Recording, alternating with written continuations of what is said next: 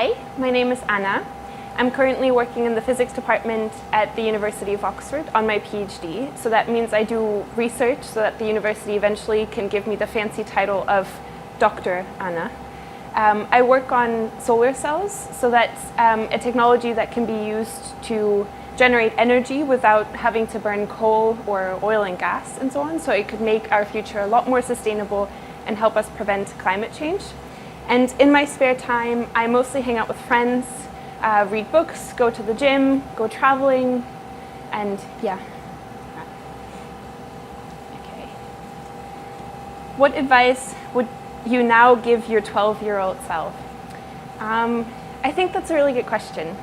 I think my 12-year-old self was already very curious about a lot of things, and I would advise my 12-year-old self to try out everything I possibly can. There's so many opportunities that don't even have to cost money, like volunteering, workshops that you can take part in to learn how to program, to get an exposure to science and all sorts of other things, like science and non-science topics. But I would tell my 12-year-old self to just be brave, try out new things, and don't be afraid of any challenges that the world might throw at you. Okay. Who is your hero? I think one of my biggest heroes, multiple, are my grandparents. So they were kids when the Second World War was happening in Germany. I'm originally from Germany. So when they grew up, they had pretty much nothing left. That, you know, their parents couldn't support them to go to university, and they weren't given very much. And from that, they managed to work really hard and built up their own businesses and become successful people throughout the rest of their lives. And I really admire them for their determination and work ethic and just in general positivity about life and all the advice that they can give me if I'm having a breakdown because I'm sad about something, and they tell me it's always going to be okay. What's your favorite invention?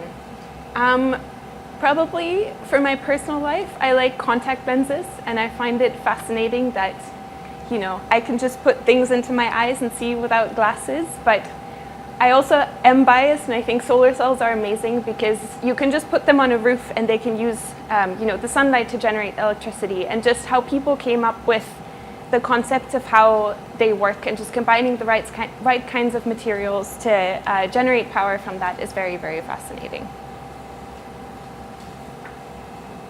Describe yourself in 3 words. Friendly, excited, and curious, I think I would say. Yeah, that's interesting. Last question. Where do you see yourself in 5 years' time? Well, hopefully in 5 years I will have finished my PhD and I'll be called doctor, and then I would probably like to continue working in research and maybe try to become a professor at some point. But even if I change my mind, I just want to live in a cool place close to my friends and family and work on interesting problems.